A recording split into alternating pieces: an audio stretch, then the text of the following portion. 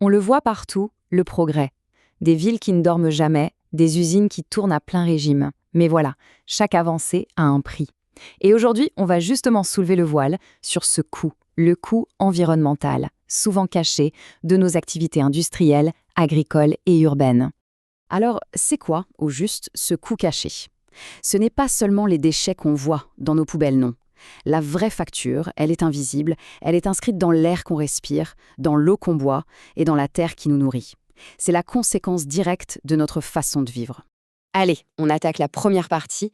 L'idée ici, c'est de bien comprendre comment nos activités, à nous les humains, sont devenues le principal moteur de la pollution. En fait, qu'il s'agisse d'agriculture ou d'industrie, quasiment tout ce qu'on fait libère des substances dans l'environnement. Le truc, c'est que ces émissions s'accumulent et créent un impact global, une espèce de toile de conséquences qu'on commence à peine à mesurer. Bon, maintenant, levons un peu les yeux au ciel. On va se pencher sur 3 formes majeures de pollution de l'air. L'effet de serre, le fameux trou dans la couche d'ozone et les pluies acides. Alors attention, il y a un point super important à clarifier tout de suite. L'effet de serre, en soi, ce n'est pas le grand méchant loup. C'est même un processus naturel et vital. Sans lui, la Terre serait une boule de glace. Non, le vrai problème, c'est que nos activités sont en train de le dérégler, de l'amplifier à un niveau dangereux. Et là, ce graphique, il est assez parlant, non? Regardez bien la corrélation. La courbe du CO2, qui vient de nos activités, et celle de la température moyenne de la planète. Elle grimpe quasiment main dans la main. Le lien est limpide. Alors, qui sont les principaux coupables dans cette histoire? Eh bien, le dioxyde de carbone, le CO2, c'est le grand gagnant, avec plus de la moitié de cet effet de serre en plus. Pourquoi? Surtout parce qu'il reste très très longtemps dans l'atmosphère.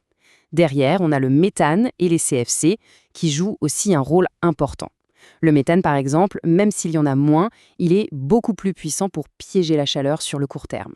Ce chiffre, plus 1,1 degré Celsius. Ça peut paraître ridicule, pas vrai? Et pourtant, son impact est absolument colossal. C'est l'augmentation de la température moyenne sur toute la planète depuis le début de l'ère industrielle. C'est ça qui alimente les canicules, la fonte des glaces et tous les événements météo extrêmes qu'on voit de plus en plus souvent. Passons au deuxième gros problème là-haut, la couche d'ozone. Il faut la voir comme notre crème solaire naturelle géante.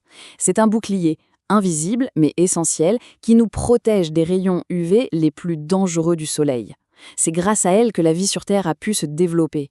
Et le problème, il est venu de nous, ou plutôt de produits qu'on a inventés, les chlorofluorocarbures, les fameux CFC. On les utilisait partout, dans nos frigos, nos aérosols. Le souci, c'est que ces gaz montent très haut dans l'atmosphère, et là, le chlore qu'ils contiennent se met à détruire les molécules d'ozone à une vitesse folle. C'est ça qui a créé ce qu'on a appelé le trou de la couche d'ozone. Et enfin, le troisième souci, les pluies acides. Pour faire simple, c'est quand la pluie, la neige ou même le brouillard deviennent anormalement acides. En chimie, ça veut dire que leur pH descend en dessous de 5,6. Et ça, c'est suffisant pour faire de sacrés dégâts. Mais comment ça se fabrique, ce truc? C'est une réaction chimique en plusieurs étapes. D'abord, nos usines et nos voitures crachent du dioxyde de soufre et des oxydes d'azote. Là-haut, dans les nuages, ces gaz se mélangent à l'eau et se transforment en acide assez costaud. Et ensuite, ça retombe avec la pluie et ça vient ronger les forêts, les lacs et même les bâtiments. Ok, on a bien parlé de l'air. Maintenant, redescendons sur Terre. On va s'intéresser à ce qui nous nourrit, l'eau et le sol. Là, la pollution est souvent moins spectaculaire, plus silencieuse, mais elle est tout aussi dangereuse. Alors, qu'est-ce qui menace notre eau concrètement? Il y a plein de choses. Le ruissellement agricole, par exemple, qui déverse engrais et pesticides dans les rivières.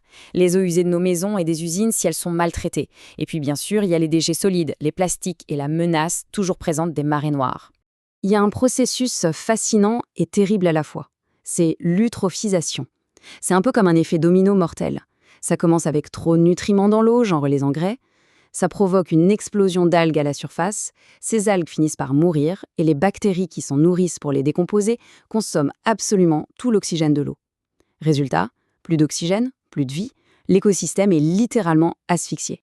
Et nos sols, eux, subissent des attaques similaires. L'agriculture intensive avec ses pesticides, les infiltrations toxiques des décharges, les retombées des pluies acides, tout ça dégrade la terre, la rend moins fertile et la contamine. Bon, maintenant il est temps d'assembler toutes les pièces du puzzle. Parce que toutes ces pollutions ne vivent pas chacune dans leur coin. Non, elles interagissent, elles se combinent, et elles créent une crise globale qui met notre monde sous une tension énorme. Pour notre santé, l'impact est direct et il est sérieux. L'air pollué cause des maladies respiratoires et cardiaques. L'eau contaminée peut nous rendre très malades. Et les cochonneries dans le sol, elles, finissent par s'infiltrer dans notre nourriture, et donc dans notre corps.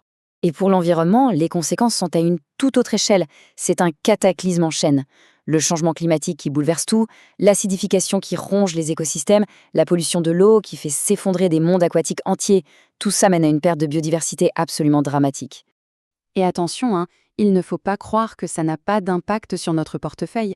Bien au contraire, les dépenses de santé explosent, la productivité baisse, les coûts pour nettoyer et dépolluer sont astronomiques, sans même parler de la perte de ressources naturelles qui, elles, n'ont pas de prix.